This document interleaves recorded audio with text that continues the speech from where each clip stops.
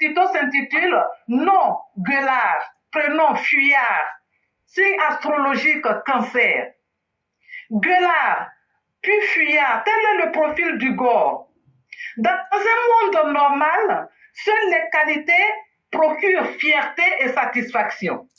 Mais dans l'univers Gore, c'est tout à fait le contraire, au point que l'éducatrice s'arrache les cheveux tant les valeurs morales qu'elle s'évertue à prodiguer aux enfants sont foulées aux pieds.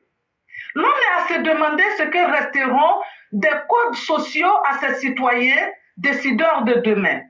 Et pour cause, une espèce de patriote d'un autre genre pullule partout chez nous. Bien que Quadra, parfois, il se proclame étudiant. Étant donc étudiant, le bon sens aurait voulu qu'il soit capable d'étudier des sujets de société à fond. Mais au lieu de cela, ces charlatans nous servent des raisonnements dépourvus de toute logique. Leur seule préoccupation étant de manipuler des esprits mal éclairés en vue de les voir rallier leur camp. Morceaux choisis de leur production. 1. Quand Alassane sera élu, toutes les Ivoiriennes seront sommées de se voiler. 2. Toutes les églises seront transformées en mosquées pour que tous les Ivoiriens épousent sa profession, sa confession. Mais quoi? L'épouse du chef de l'État, son Excellence Alassane Ouattara, est judéo-chrétienne. Quel mensonge! Au lendemain de la prise du pouvoir de son Excellence, les Gore racontaient qu'un gouvernement peinait à voir le jour car les Djoula n'avaient pas le niveau intellectuel requis pour former ce gouvernement. Et ils racontaient aussi que les terres que les leurs ont cédées aux halogènes seraient récupérées si jamais l'ex-président Gbagbo revenait au pouvoir.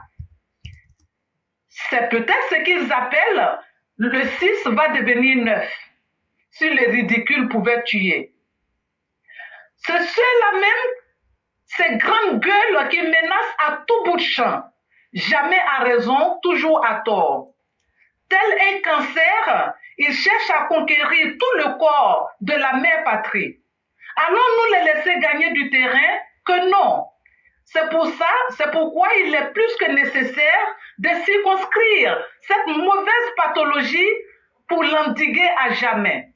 D'ailleurs, à l'approche des différentes élections, nous mettrons toutes les bacs hors d'usage. Impossible donc pour ces braillards de prendre le large pour débarquer au Ghana. Ils sont fuyards de toutes les façons. Merci beaucoup, mon fils. Chers mères, c'est nous qui vous disons merci infiniment de ce texte-là, parce que vous nous faites ressortir la pensée qui est fortement ancrée dans le subconscient de Gore. Et il faut le dire, ce sont des paresseux, des véritables ténias qui ne veulent survivre qu'à travers les autres. Le Gore n'aime pas travailler. Le Gore n'aime pas réfléchir. Le Gore n'aime pas utiliser ses 10 doigts. Le Gore n'aime que la médisance. Le Gore, c'est celui-là qui pense que le bonheur des autres est venu à partir de rien. Le Gore, c'est tout ça qui le rend excessivement méchant et mauvais à la fois. Et voilà un peu les caractéristiques du Gore. Et comme disait le roi du printemps, si vous avez le choix entre sauver un serpent très venimeux et un Gore, faites vite de laisser le choix au serpent de s'échapper, parce que le Gore n'est pas du tout utile, ni à lui-même, ni à sa communauté.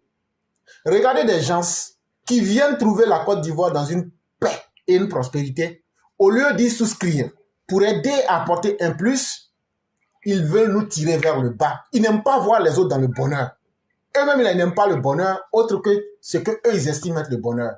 Et pour le Gore, le bonheur, c'est quoi? C'est quand le soir, il se lève, il taille ses ongles, il va à la rue Princesse, et il se trémousse là-bas un peu, et il rentre chez lui à la maison saoulé, et il se réveille le matin à midi. Voilà la vie pour le Gore. Est-ce que de telles personnes peuvent aider à construire une nation?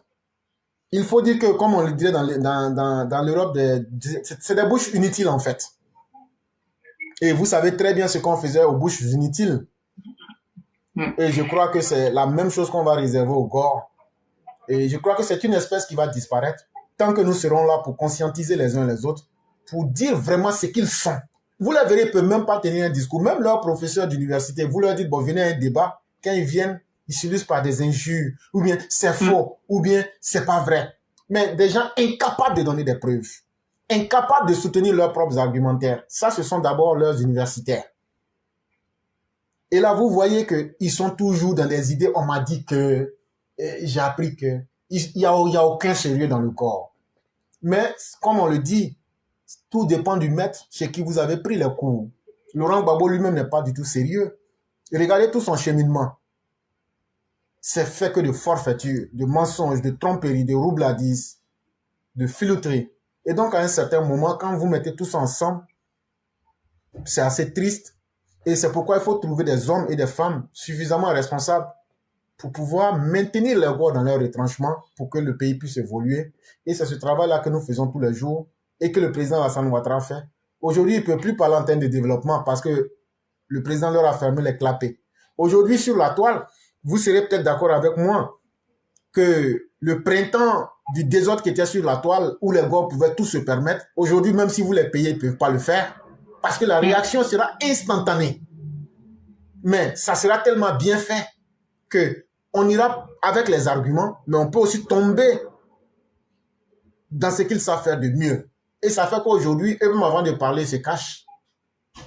Et tout ça, il faut dire que cette espèce-là finira par disparaître. Ça prendra le temps qu'il faut, mais les Ivoiriens vont apprendre à vivre ensemble, à vivre comme un et à aimer le développement. C'est ce qui peut sauver tout le monde. Et nous vous disons merci beaucoup. Merci beaucoup, cher fils. Merci. Et bon week-end à tous. À vous pareillement. Et bien des choses à tout le monde du côté de Paris. Oui, Merci je ne manquerai pas. Merci Merci. beaucoup.